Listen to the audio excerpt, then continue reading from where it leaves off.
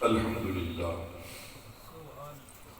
الحمدللہ رب العالمین ارحم الراحمین الذی ارسل حبیبہ رحمتا للعالمین سبحان اللہ والصلاة والسلام علی خاتم الانبیاء والمرسلین وعلى آله وأصحابه وآبائه وأزواجه وعطرته وجميع أمته وأهل سنته أجمعين سبحان الله أما بعد فأعوذ بالله من الشيطان الرجيم بسم الله الرحمن الرحيم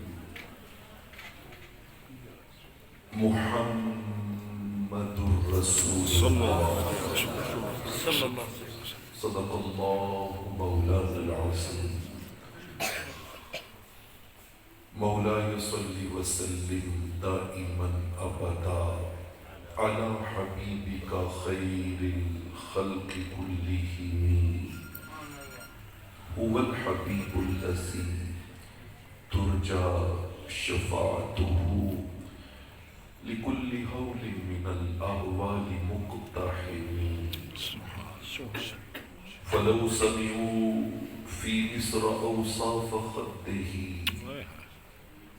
لما بذلوا في صوم يوسف من نقد لواحي زليخا لو رأينا جبينه لواحي زليخا لو رأينا جبينه لآثرن بالقطع القلوب على الأيدي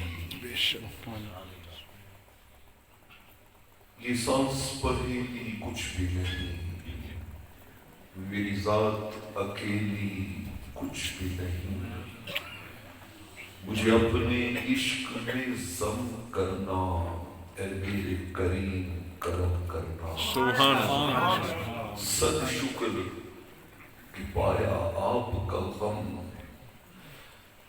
صد شکر کہ پایا آپ کا غم میں دھوپ ہوں سایہ آپ کا غم جب آپ کا غم تڑپاتا ہے رونے میں بڑا لطف آتا ہے سبحان اللہ جب آپ کا غم تڑپاتا ہے رونے میں بڑا لطف آتا ہے میری آنکھیں اور بھی نم کرنا اے میرے کریم کرم کرنا محشر کا جب ہنگامہ ہو نعتوں کا سر پہ امامہ ہو پوچھے جو خدا اعمال میرے ہر ایک سے جدا میرا نامہ ہو تیرے ذکر کی مہریں ہوں لب پر میری جتنی سانسیں ہوں سب پر بس اپنا نام رقم کرنا اے میرے کریم کرم کرنا اے میرے کریم کرم کرنا مقتدر محتشم علماء کرام اور آج کی اس پاکیزہ محفل پاک میں حاضر تمام عشاقان مصطفیٰ صلی اللہ علیہ وآلہ وسلم اللہ رب العالمین کا شکر ہے کہ جس نے ہمیں رحمت کونین صلی اللہ علیہ وآلہ وسلم سے نسبت غلامی عطا کی الحمدللہ ساری زندگی ہدیہ تشکر و امتنان کے لیے حالت سجدہ میں گزار دیں تو تب بھی رب کے اس کرم کا شکر ادا نہیں ہو سکتا جس جا بھی تیرے قرب کے آثار ملے ہیں میں تو چاہے غار ہرا میں گیا یا غار ثور میں شہر مکہ میں گیا یا سرزمین مدینہ طیبہ میں جہاں جہاں بھی گئے، جس جہاں بھی تیرے قرب کے آثار ملے ہیں، معمور تجلی در و دیوار ملے ہیں۔ اور لوگوں، ارے لوگوں، میری قسمت کو سراہو، سرکار ملے ہیں مجھے سرکار۔ سبحان اللہ، سبحان اللہ۔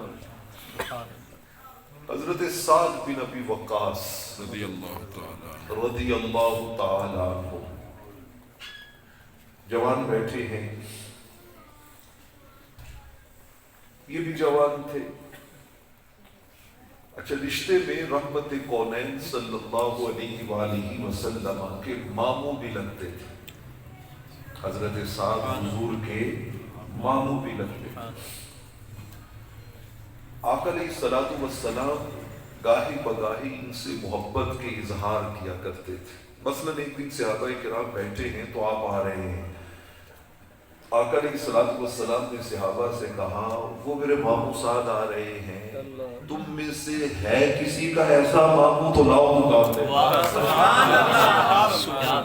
ہے کسی کا ایسا ماموں؟ سبحان اللہ۔ یہ حضرت سعد بن ابی وقاص رضی اللہ تعالیٰ اسلام قبول کیا تو ماں نے، اب دیکھیے نا ماں کیسا رشتہ ہے، اس سے زیادہ پیار والا، چاہت والا، محبت والا، قربت والا اور رشتہ تو کوئی نہیں ہو سکتا۔ ماں نے کہا سعد، اگر تم نے یہ نیا دین چھوڑ کے واپس ہمارا دین قبول نہ کیا تو میں نہ کھاؤں گی نہ پیوں گی۔ کھانا پینا چھوڑ دیا، بھوک ہڑتال کر لی۔ حضرت سعد عرض کرتے رہے نہیں امی ایسے نہ کریں، امی ایسے نہ کریں۔ دیکھیں نا کہ ہمارا دین ہے، دین اسلام، جو کہتا ہے کہ ماں باپ مشرک اور کافر بھی ہوں تو پھر بھی ان کے ساتھ احسان کرنا ہے، پھر بھی ان کے ساتھ حسن سلوک کرنا ہے۔ سمجھاتے رہے، ماں نہیں مانی، کھانا پینا چھوڑ دیا۔ جب تھوڑا وقت گزرا نا تو ماں نے دھمکی شدید کر دی، انہوں نے کہا بھوکی پیاسی مر جاؤں گی اور ساری زندگی لوگ تمہیں تانا دیا کریں گے کہ سعد کون ہے؟ یہ ماں کا قاتل ہے، یہ ماں کا قاتل ہے، یہ ماں کا قاتل ہے۔ جب بات ذرا شدید ہو گئی نا تو حضرت سعد بن ابی وقاص رضی اللہ تعالی عنہ، جنہوں نے رحمت کونین کی محبت کا جام پیا، ہم نے تو پیے ہی کوئی نہیں نا، ہمیں تو خبر ہی نہیں ہے کہ وہ جام ہوتا کیا ہے۔ وہ علامہ اقبال رحمت اللہ تعالی علیہ نے کہا تھا نا، محبت کے لیے دل ڈھونڈ کوئی ٹوٹنے والا، محبت کے لیے دل ڈھونڈ کوئی ٹوٹنے والا، یہ وہ میں ہے جسے رکھتے ہیں نازک آبگینوں میں۔ یہ سخت دلوں میں نہیں آتی، یہ نازک دلوں میں، شکستہ دلوں میں، ٹوٹے ہوئے دلوں میں یہ میں ڈالی جاتی ہے۔ حضرت سعد بن ابی وقاص رضی اللہ تعالی عنہ نے جب ماں کی یہ دھمکی سنی نا تو کہا پھر ماں میری بھی بات سن لیجئے، میں نے جس آقا و مولا کا کلمہ پڑھا ہے نا، اے ماں تیری تو ایک جان ہے نا، مجھے اس رب کی قسم تیری 1000 جانیں ہوں اور ایک ایک کر کے میرے سامنے نکلتی جائیں، میں پھر بھی دامان مصطفیٰ نہیں چھوڑ سکتا۔ تمہیں کیا خبر کہ اس رحمت کونین کے دامن سے جڑنے میں انسان کے لیے کیا خیر ہے، کیا لذت ہے، اس کے اندر کیا انسان کے لیے اللہ نے عظمت رکھی ہے۔ بے شک دوستان عزیز، میں نے قرآن مجید فرقان حمید کی معروف آیہ کریمہ سورہ فتح کی ایک آیہ مقدسہ آپ کے سامنے تلاوت کی ہے۔ محمد الرسول اللہ صلی اللہ علیہ وسلم، صلی اللہ علیہ روشی پڑے نا، صلی اللہ علیہ وسلم وآلہ وسلم۔ بہت بڑا وظیفہ ہے، بہت بڑا وظیفہ ہے۔ حدیث پاک میں آتا ہے کہ یہ وظیفہ جب کوئی بندہ پڑھنے لگتا ہے نا تو رب ذوالجلال سارے پروٹوکول ہی بدل دیتا ہے، سارے پروٹوکول بدل دیتا ہے. اور دعائیں مانگو تو وہ فرشتوں سے کہتا ہے تم آمین کہو میں قبول کرتا ہوں.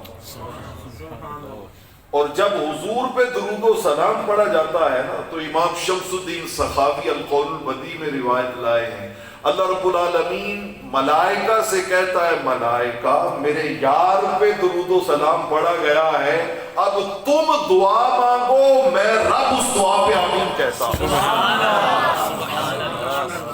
میں اس پہ آمین کہتا ہوں.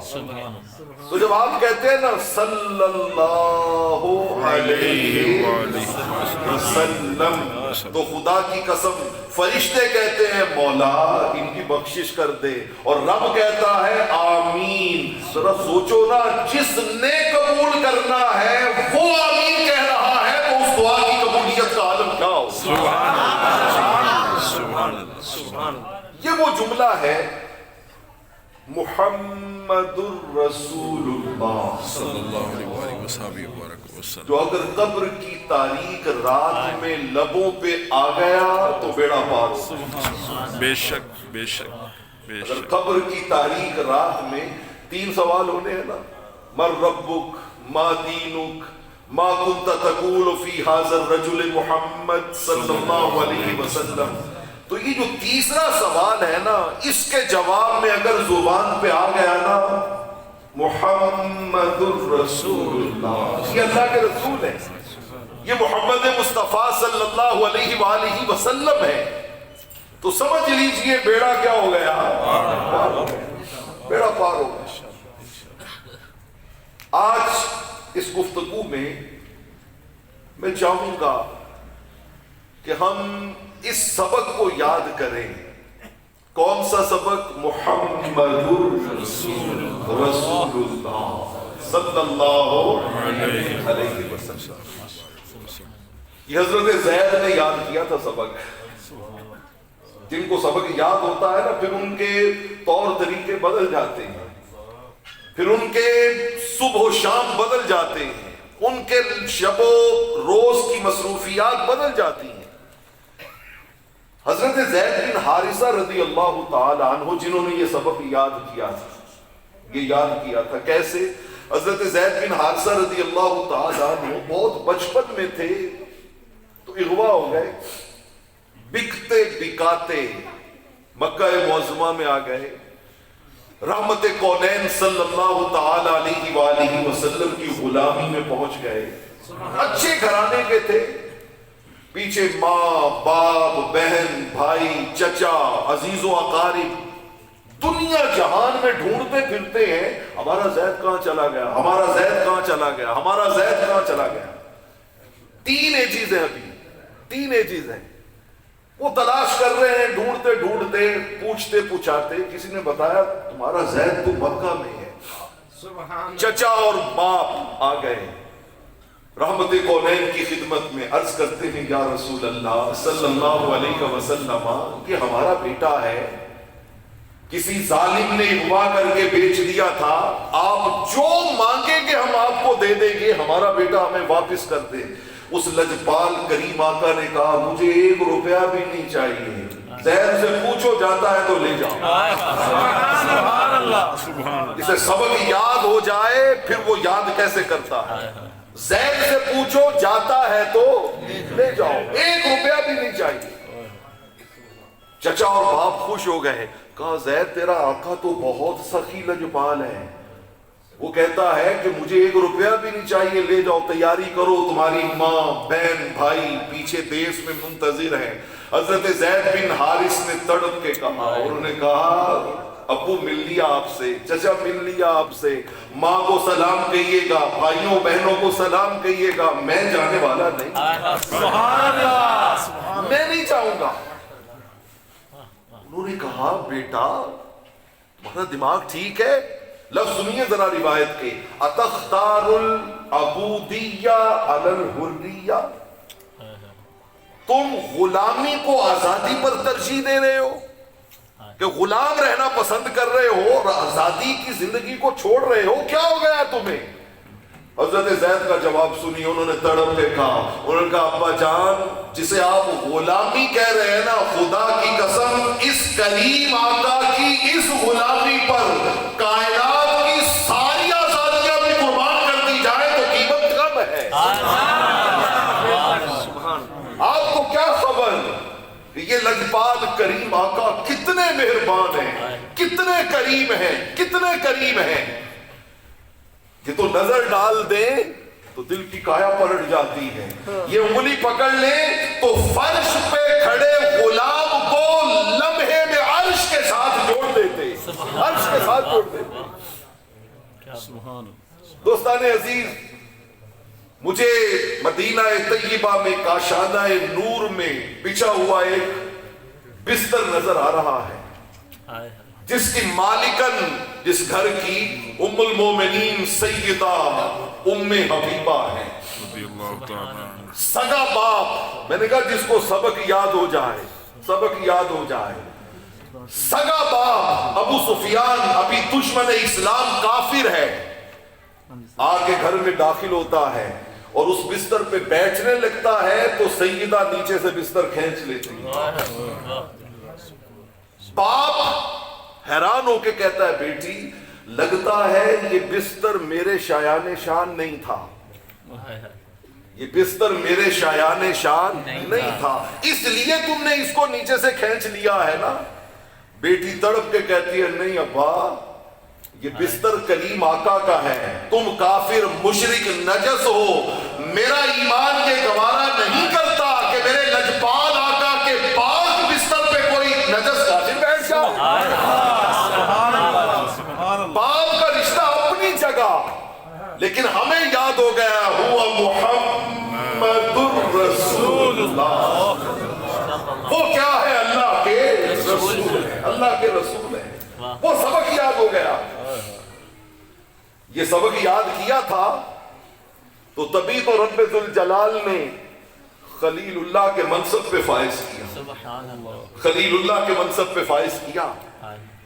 آئیے نا ذرا آپ کو میں شب معراج مسجد اقصیٰ کے اس پر نور ماحول میں لے کے چلوں کہ جہاں پہ 1.25 لاکھ انبیاء بیٹھے ہیں، رحمت کونین کی جلوہ گری ہے، مصلی امامت پہ نماز پڑھانے کے بعد اجلاس شروع ہوتا ہے، 5 نبیوں کے خطابات ہوتے ہیں، حضرت ابراہیم خطاب کرتے ہیں، حضرت موسیٰ خطاب کرتے ہیں، حضرت عیسیٰ خطاب کرتے ہیں، حضرت داؤد خطاب کرتے ہیں، حضرت سلیمان علیہ السلام خطاب کرتے ہیں۔ 5 نبی ایک ہی مضمون کہتے ہیں، شکر ہے اللہ کا جس نے ہمیں یہ بنایا، شکر ہے اللہ کا جس نے ہمیں یہ بنایا، شکر ہے اللہ۔ کوئی کہتا ہے شکر ہے مولا تو نے کلیم اللہ بنا دیا، کوئی کہتا ہے شکر ہے مولا تو نے خلیل اللہ بنا دیا، کوئی کہتا ہے شکر ہے مولا تو نے مجھے روح اللہ بنا دیا۔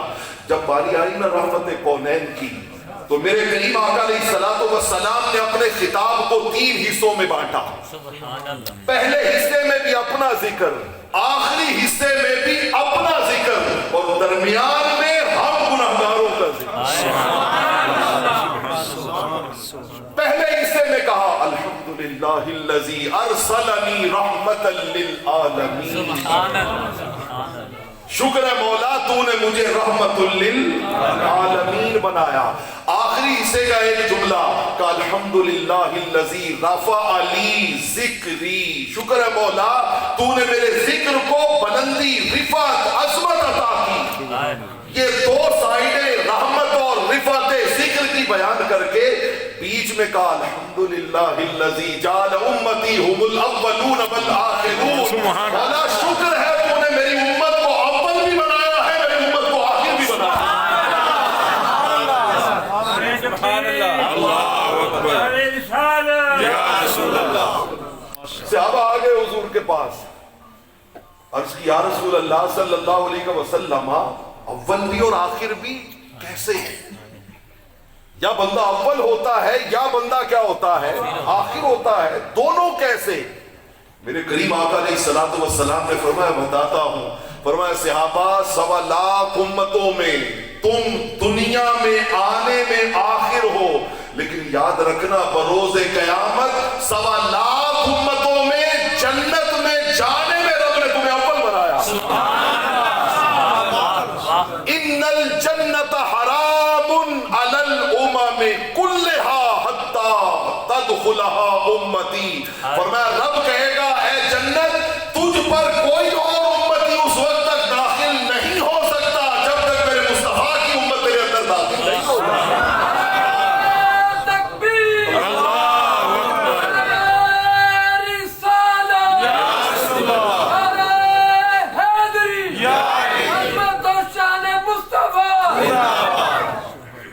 اچھا نعرہ یہاں نہیں بنتا، نعرہ اگلی بات پہ بنتا، نعرہ اگلی بات پہ بنتا. میں نے کہا نا کہ رحمت کونین صلی اللہ علیہ وسلم سے محبت کا اظہار جس نے جتنا کیا ہے رب نے اسے اتنا نوازا ہے، رب نے اسے اتنا نوازا ہے. نعرہ آگے بنتا ہے. تفسیر ابن کثیر میں، قرطبی میں، ہر جگہ پہ یہ روایت موجود ہے. جب رحمت کونین نے شب معراج 1.25 نبیوں کے سامنے خطبہ معراج ارشاد فرمایا نا، اور پہلے اپنی رحمت کا ذکر، پھر اپنی شان رفعت ذکر کا ذکر، اور پھر بیچ میں اپنی امت کا ذکر، تو حضرت ابراہیم خلیل اللہ علیہ السلام کے جذبات کنٹرول میں نہ رہے. آپ جذبات میں آنے کے نعرہ لگاتے ہیں بِهَذَا فَضَلَكُمْ مُحَمَّدٌ. 1.25 نبیوں سن لو، یہ ہے وہ بچہ جس کے سبب سے رب نے اس آقا کو ہم سب کا سید و مختار بنایا.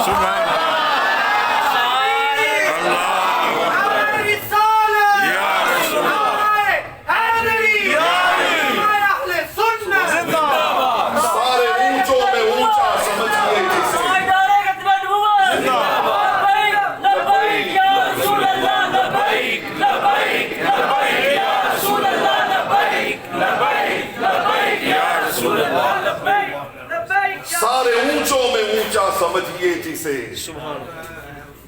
سارے اونچوں میں اونچا سمجھئے جسے، ہے اس اونچے سے اونچا ہمارا نبی.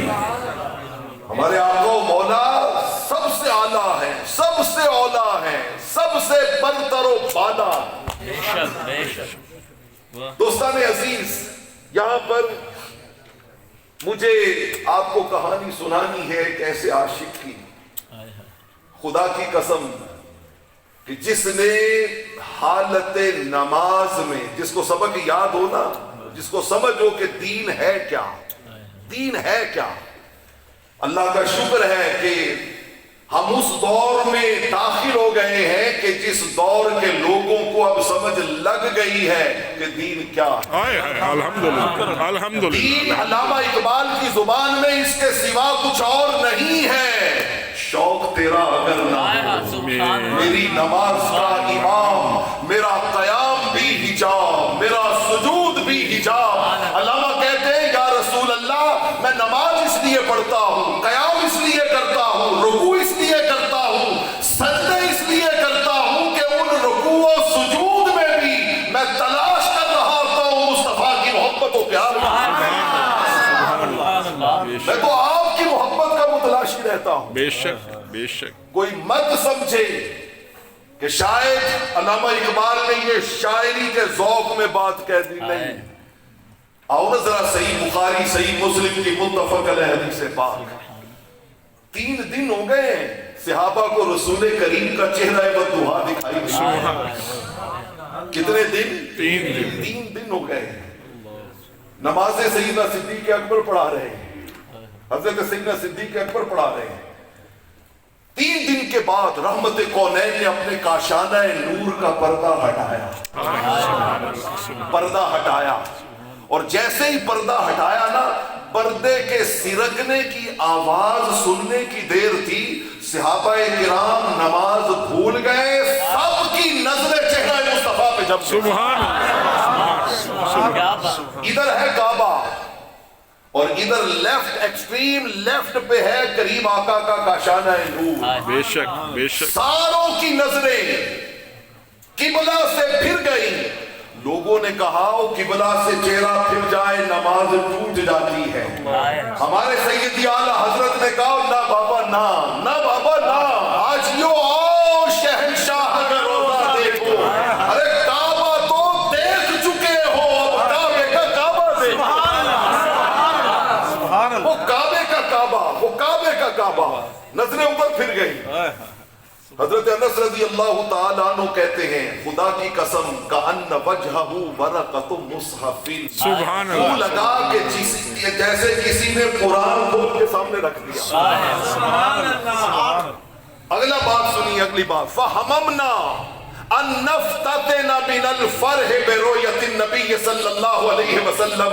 کہتے ہیں سارے صحابہ کا خوشی کے عالم میں حال یہ ہو گیا تھا کہ سب یہ چاہ رہے تھے کہ نماز چھوڑ دیں اور حضور کے دیدار میں گم ہو جائیں.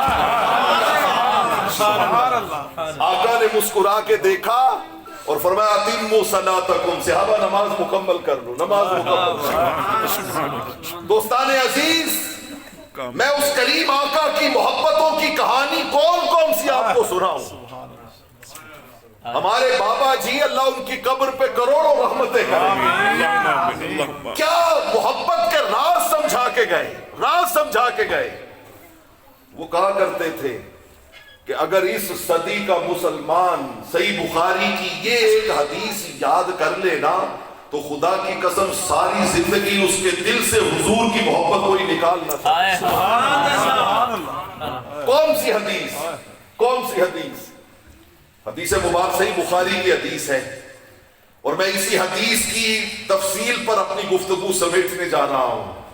دوستان عزیز, صحیح بخاری کی حدیث مبارکہ, حدیث مبارکہ میں آتا ہے کہ جن کو محمد الرسول اللہ صلی اللہ علیہ وسلم کی بات سمجھ آ گئی, قرآن نے کہا لا تجد قوم یؤمنون باللہ والیوم الآخر یوادون من حاد اللہ ورسولہ ولو کانوا آباءہم او ابناءہم او اخوانہم او عشیرتہم. صحابہ کرام علیہم الرضوان جن کے سینوں میں محبت رسول کا چراغ جل اٹھا تھا, اب وہ نہ باپ دیکھتے تھے, نہ بھائی دیکھتے تھے, نہ رشتہ دار دیکھتے تھے, نہ چاچا دیکھتے تھے, نہ ماما دیکھتے تھے. اب ان کے سامنے زندگی گزارنے کا بس ایک ہی راستہ تھا, جو ان کا ہے وہ میرا ہے, جو ان کا نہیں اس کا میرے ساتھ کوئی تعلق نہیں. قرآن مجید فرقان حمید نے ان کی تعریف کی ہے. صحیح بخاری کی حدیث سنیے. ہم نے کیا محبت کرنی ہے, ہم نے کیا نعرے لگانے ہیں, ہم نے کیا محفلیں سجانی ہے, ہم نے حضور سے کیا عشق کرنا ہے, کیا عشق کرنا ہے. ذرا سنیے رحمت کونین صلی اللہ علیہ وآلہ وسلم. صحیح بخاری میں آتا ہے حضور علیہ السلام مجلس میں بیٹھے ہوئے بس ارادہ کرتے کہ میرے منہ میں جو لعاب دہن آیا ہے وہ میں زمین پہ پھینک دوں. کیا کروں, زمین پہ پھینک دوں.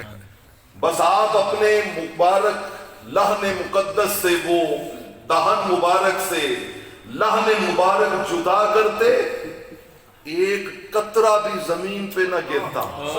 صحیح بخاری کہتی ہے کوئی ابو بکر کے ہاتھ میں آتا, کوئی عمر کے ہاتھ میں.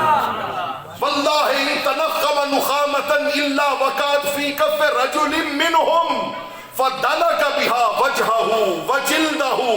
خدا کی قسم ہر صحابی حضور کے لعاب دہن کو اپنی ہتھیلیوں میں اٹھا کے کرتا کیا, کوئی چہرے پہ بنتا, کوئی اپنے سینے پہ بنتا. انہیں پتا تھا کہ یہ لعاب دہن وہ ہے جو قتادہ کی آنکھ پہ لگے تو نکلی آنکھ جڑ جاتی, حضرت علی کی دکھتی آنکھوں پہ لگے تو شفا دے دیتا ہے, جو حضرت عبداللہ بن عتیق کی ٹوٹی ٹانگ پہ لگے تو ٹانگ جڑ جاتی ہے. اس لعاب دہن سے کائنات میں شفائیں بڑھتی ہیں, حضور کی خیرات و برکات بڑھتی ہیں. آقا وضو کرتے, کیا کرتے, وضو کرتے.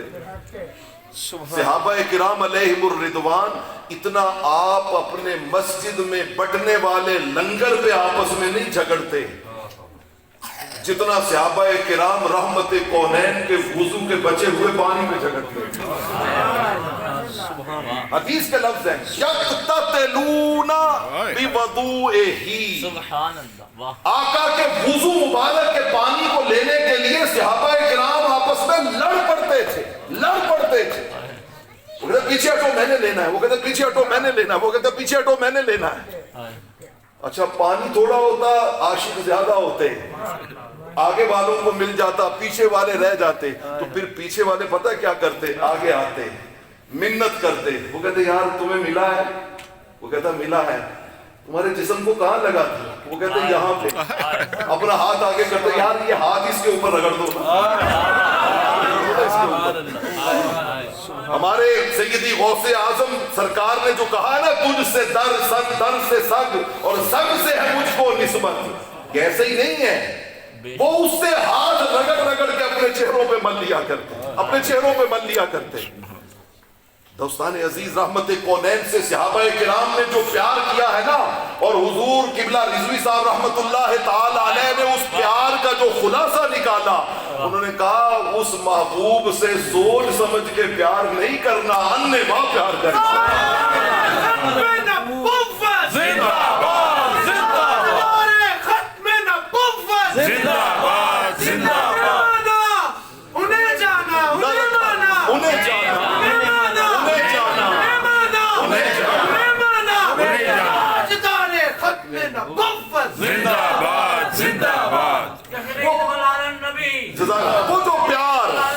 وہ جو پیار بلائنڈ فیتھ ہے نا.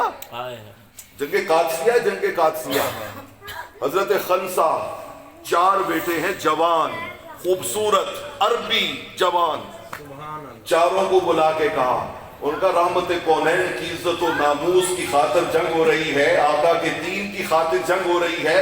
میرے چاروں بیٹوں، آج میں تم سے ایک عہد لے کے تمہیں میدان جنگ میں بھیجنا چاہتی ہوں. جا رہے ہو تو وعدہ کر کے جاؤ واپس زندہ نہیں آؤ گے. واپس زندہ نہیں آؤ گے. اپنی جانیں حضور کے دین پہ قربان کر دو گے. ہے کوئی ایسی ماں یہ سوچ سمجھ کے پیار ہے؟ نہ بابا نہ. یہ وہ پیار ہے کہا بس جاؤ اور مجھے بس قیامت والے دن چہرہ دکھانا. جنگ ختم ہو گئی، ایک کی لاش آئی، دوسرے کی آئی، تیسرے کی آئی، چوتھے کی آئی. جب چاروں لاشیں سامنے آ گئی تو ماں نے رب کے حضور میں ہاتھ اٹھا کے گئے، مولا شکر ہے تیرا، تم نے خنسا کو 4 شہیدوں کی ماں بنا دیا. یہ سوچ سمجھ والی بات نہیں ہے، یہ سوچ سمجھ والی بات نہیں ہے. لڑائی ہوئی غزوہ احد، ایک عورت کے 4 رشتے، اور رشتے بھی دیکھیے کتنے نازک، کتنے نازک. افواہ پھیلی کہ آقا شہید ہو گئے ہیں، گھر سے بھاگ کے نکل آئی. آگے سے صحابہ آ رہے ہیں مدینہ طیبہ کی طرف.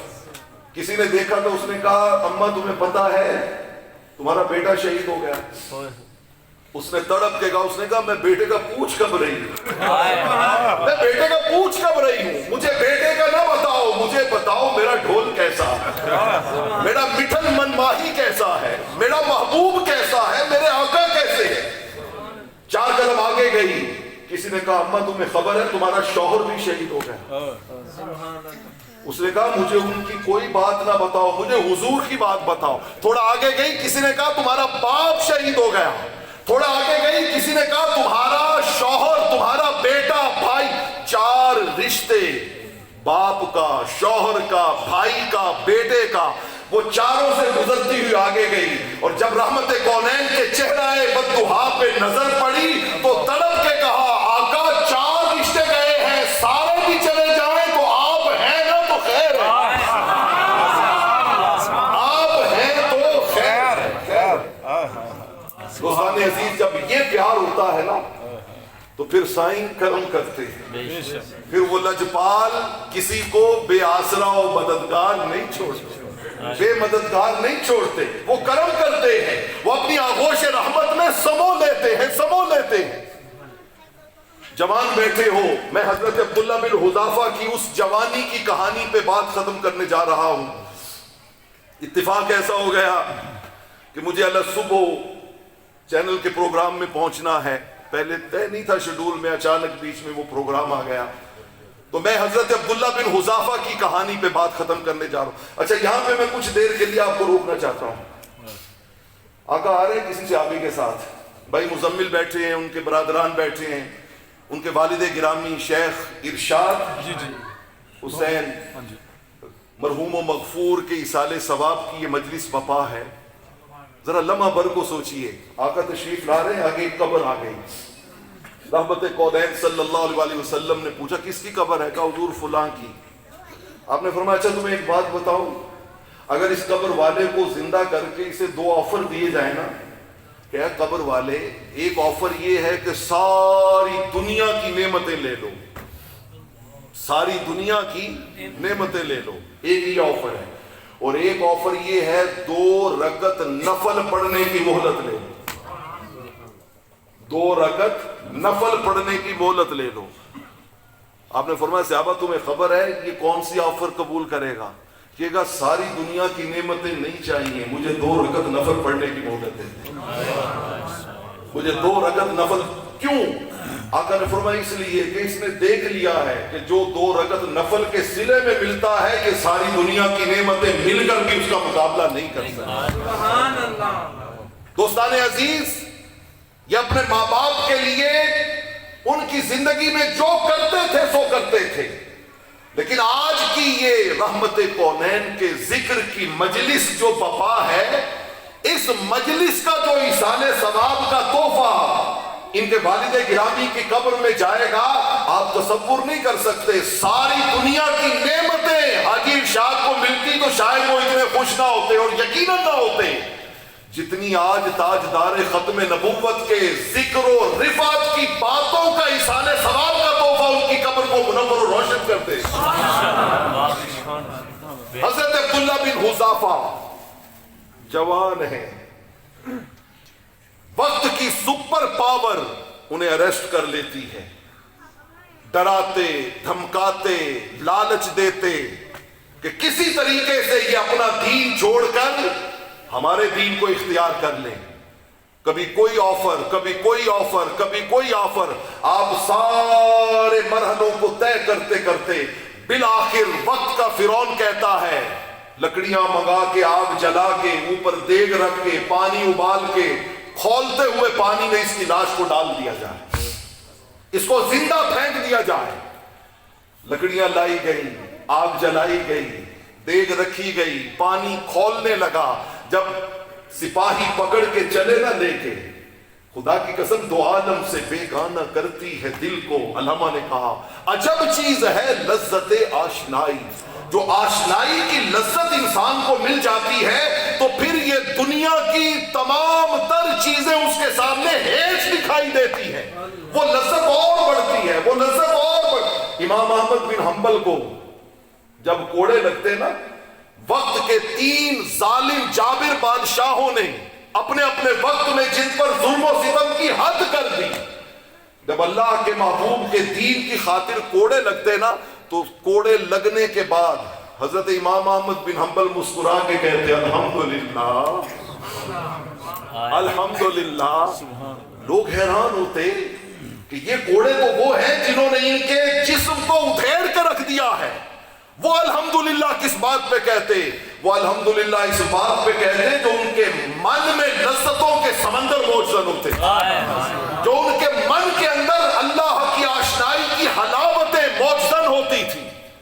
جب لے کے چلے نا تو حضرت عبداللہ بن حذافہ دھاڑے مار مار کے رو پڑے, چیخیں نکل گئی ان کی. بادشاہ نے کہا لاؤ واپس. ڈر گیا عبداللہ. عبداللہ جان کتنی پیاری ہوتی ہے, کتنی پیاری ہوتی ہے کہ دیکھ کے سامنے موت تمہاری کیسے چیخیں نکل رہی ہیں.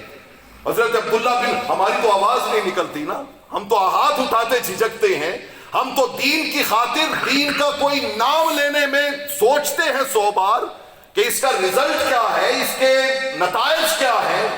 حضرت عبداللہ بن حذافہ رضی اللہ تعالیٰ عنہ کو جب اس نے تانا دیا نا کہ جان کتنی پیاری ہوتی ہے, تو حضرت حذافہ نے تڑپ کے کہا, اس نے کہا بادشاہ میں اس جان کے جانے کے ڈر سے نہیں رو رہا, میں تو رو رو کے رب سے کہہ رہا ہوں مولا تیرے محبوب کے نام پہ جان دینے کا وقت آیا ہے. دکھ رہے گا کہ جان میری ایک ہے, جان میری کیا ہے, ایک ہے.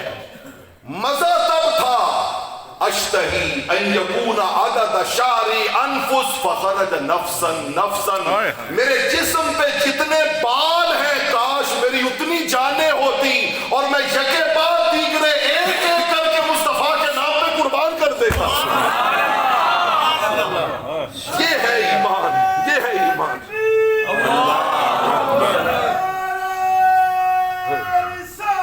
یا رسول اللہ یہ ہے محمد الرسول اللہ صلی اللہ علیہ وسلم۔ میں اس کہانی پہ بات ختم کرتا ہوں۔ حضرت نعمان بن بشیر، جس آقا کا ہم ذکر کرتے ہیں نا، اس آقا کے نظر میں غلام کہاں سے کہاں تک ہوتے ہیں، غلام کہاں سے کہاں تک ہوتے ہیں۔ حضرت نعمان بن بشیر رضی اللہ تعالیٰ عنہ، طبقات ابن سعد میں یہ روایت موجود ہے، اور ایسے ہی برسبیل تذکرہ میرے ذہن میں آ گئی۔ جب آپ پیدا ہوئے نا، 2 ہجری آپ کا سن ولادت ہے، تو آپ کی والدہ نے آپ کو اٹھایا اور لے کے حضور کی خدمت میں حاضر ہوئی، اور جا کر عرض کرتی آقا جی ان کو بیٹا ہوا ہے، گھٹی دیں۔ آقا علیہ السلام نے گھٹی دی۔ انصاری تھے، بنو خزرج سے آپ کا تعلق تھا، انصاری، اور یہ بھانجے ہیں حضرت عبداللہ بن رواحہ کے، وہ درباری شاعر حضرت عبداللہ بن رواحہ رضی اللہ تعالیٰ عنہ، جن کا میں شعر اکثر سنایا کرتا ہوں کہ جو کہا کرتے تھے، وہ لوگوں اگر رب اپنے حبیب کو ایک معجزہ بھی نہ دیتا، رب اپنے یار کو ایک معجزہ بھی نہ دیتا، سنگل معجزہ بھی اللہ نہ دیتا، اور بھیج دیتا بغیر معجزوں کے، ان کا پھر بھی ساری دنیا کلمہ پڑھتی۔ لوگوں نے پوچھا کیسے؟ انہوں نے کہا معجزے کی ضرورت کیا تھی، کلمہ پڑھنے کے لیے چہرہ مصطفیٰ ہی کافی تھا، چہرہ مطلوع ہی کافی تھا۔ اس چہرے کو تکنے والا اس چہرے کو چھوڑ کر جائے تو کدھر جائے، کہاں جائے اور کیسے جائے اور کیوں کر جائے۔ 14 صدیوں کے بعد جس چہرے کا تذکرہ سن سن کے لذتوں کے وہ دریا امڑ آتے ہیں کہ پھر غازی ممتاز کو اپنا دودھ پیتا بچہ بھی یاد نہیں آتا، اسے اپنے بوڑھے باپ کی بھی یاد نہیں آتی۔ وہ کہتے ہیں نہیں، یہ حضرت بلال حبشی وقت وصال نعرے لگا رہے ہیں خوشی کے۔ بیوی نے کہا او بابا یہ کون سا موقع ہے خوشی کے نعرے لگانے کا؟ انہوں نے کہا تمہیں کیا خبر ہے لیا، ادھر آنکھیں بند ہوں گی، ادھر چہرہ مصطفیٰ کی زیارت ہوگی۔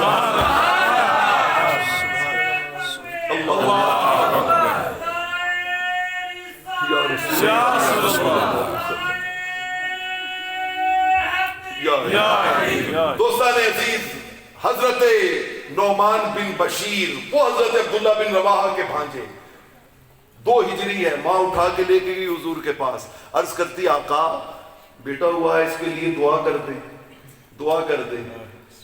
آپ نے فرمایا دعا کے لیے میں اس کی پوری زندگی کا نقشہ نہ تمہیں سنا دوں، سنا دیں۔ فرمایا یعیش حمیدن، سبحان اللہ، یہ ساری زندگی یوں گزارے گا کہ لوگ اس کی تعریف کیا کریں گے، لوگ اس کی کیا کریں گے؟ تعریف کریں گے۔ اور فرمایا دوسری بات یقتل شہیدن، اور جب اس کی موت آئے گی تو اللہ اس کے سر پہ تاج شہادت سجائے گا۔ اور فرمایا تدخل الجنت بغیر حساب، اور قیامت والے دن بغیر حساب کے جنت میں جائے گا۔ 2 ہجری میں رحمت کونین نے یہ پوری زندگی کا خلاصہ بتایا، اور حضرت نعمان بن بشیر کی شہادت ہو رہی ہے 65 ہجری میں، کہا تو 65 ہجری میں، 63 سال پہلے رحمت کونین نے جھولی میں شہادت کی خیرات عطا فرمائی۔ سبحان اللہ۔ دوستان عزیز، وہ کریم آقا، وہ لجپال آقا، وہ مہربان آقا، وہ رؤوف و رحیم آقا، عزیز علیہ ما عنتم، اے امتی اس سے بڑھ کر تیرا نصیب کیا ہوگا کہ تکلیف تجھے آتی ہے اور دل سرکار دو عالم کا تڑپتا ہے، اپنی امت کے لیے ہر دم بے قرار بے چین، ہر دم بے قرار اور بے چین۔ اور جہاں پر بھی رب مہربان ہوا نا اپنے محبوب پہ، تو محبوب نے اپنے لیے کچھ نہیں مانگا، وہیں پہ سوال رکھ دیا مولا میری امت میری امت میری امت میری امت، ہر لمحہ پر میری امت۔ اور میری امت کہنے کہنے کہنے کی وہ عادت شریفہ اتنی پکی ہو گئی کہ حدیث مبارکہ میں آتا ہے قیامت والے دن بھی 1.25 لاکھ نبی کہتے ہوں گے نفسی نفسی نفسی نفسی نفسی، میرا کیا بنے گا میرا کیا بنے گا میرا کیا بنے گا۔ خدا کی قسم جوانوں کو یہ جملہ شاید رات کو نیند نہ آنے دے اگر دل میں پیار ہے، ایک ہستی قیامت والے دن ایسی ہوگی جو بے ساختہ یہ کہہ رہی ہوگی او لوگوں میری امت کا کیا بنے گا، میری امت کا کیا بنے گا، میری امت کا کیا بنے گا۔ امت کو بھی چاہیے کہ پھر اس محبوب آقا سے پیار کا وہ درجہ حاصل کرنے کی کوشش کرے۔ ہم تو بس رسمن نام کے غازی ہیں، ہم گفتار کے غازی ہیں، ہم ظاہر کے غازی ہیں، ہمارے پیار ہماری محبتیں سب کچھ ظاہر کی خاطر ہے۔ دوستو جن کے اندر باطن میں پیار بستا ہو نا، سیدنا صدیق اکبر رضی اللہ تعالیٰ عنہ کے سگے والد گرامی، سگے والد گرامی، حالت کفر میں زبان سے کوئی لفظ ایسا نکلا جو حضور کی شان کے لائق نہیں تھا، آقا حضرت ابو بکر نے ایسا تھپڑ مارا کہ والد گرامی رول کرتے ہوئے وہ جا کے گرے۔ بات پہنچی حضور تک کہ ابو بکر تو تو بڑے ٹھنڈے مزاج کا ہے، درگزر کر لینا تھا۔ سینہ تان کے عرض کرتے ہیں یا رسول اللہ، یا حبیب اللہ، میرے باپ کی قسمت اچھی ہے، اس وقت میرے ہاتھ میں تلوار نہیں تھی، اگر تلوار ہوتی تو میں والد کا سر تن سے جدا کر دیتا۔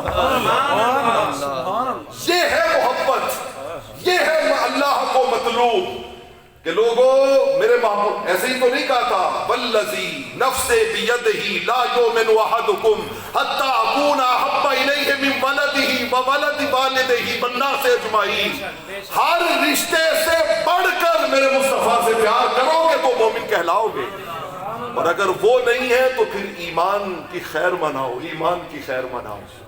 اللہ رب العالمین اس مجلس کو جس مقصد کے لیے بپا کیا گیا، مالک ان تمام نیک مرادوں سے منتظمین اور معاونین کی جھولیاں مالا مال فرمائے، اور ہمیں رحمت کونین کا وہ سچا سچا پیار عطا کرے کہ جس کو نبھانے کے بعد ہم قبر میں رحمت کونین کے دیدار سے فیضیاب ہو سکیں، دیدار سے فیضیاب ہو سکیں۔ دوستو میں آخری بات ایک عرض کرنا چاہتا ہوں، اور میں تو جب سے یہ پڑھی ہے یقین جانے میرے تو سارے چیزیں ادھر ادھر دائیں بائیں۔ ام المومنین سیدہ عائشہ وہ کپڑا سی رہی تھی، آپ کو پتہ ہے نا، اندھیرے میں سوئی گر گئی تھی اور مل نہیں رہی تھی، رحمت کونین آئے تھے اور آپ کے چہرہ نور کی ضیاء پاشیوں سے وہ گم شدہ سوئی کیا ہوئی تھی، مل گئی تھی، مل گئی تھی۔ واقعہ ہم بس یہاں تک سنتے پڑھتے سناتے ہیں، لیکن اصل بات آگے ہے۔ ام المومنین سیدہ عائشہ صدیقہ رضی اللہ تعالی عنہ کمال کی فصیح و بلیغ عربی بولنے والی تھی، آپ کو شاعری بے شمار یاد تھی، آپ تو بیٹھ گئی رحمت کونین کی چہرہ نور کی تعریف کرنے، حضور آپ کا چہرہ ایسا، حضور آپ کا چہرہ ایسا، حضور آپ کا چہرہ ایسا، آقا علیہ الصلوۃ والسلام کے چہرہ اقدس کی تعریف و توصیف۔ دیکھیں نا یہ وہی تسلسل چلا آ رہا ہے کہ سیدہ نے دیکھا تو وہ بیٹھ گئی تعریفیں کرنے، اور جب سالوں کے بعد صدیوں کے بعد تاجدار گولڈا نے دیکھا وہ بیٹھ گئی تعریفیں کرنے۔ وہ چند بدر شانی ہے، متھے چمک دی لاٹ نورائی ہے، کالی زلف تے اکھ مستانی ہے، مخمورہ کی ہن مد بھریاں تو ابرو قوس مثال کسن، چیتی نوک میاں دے تیر چھٹن، لبا سرخ آنکھاں کے لال یمن، چٹے دند موتی دیاں ہن لڑیاں۔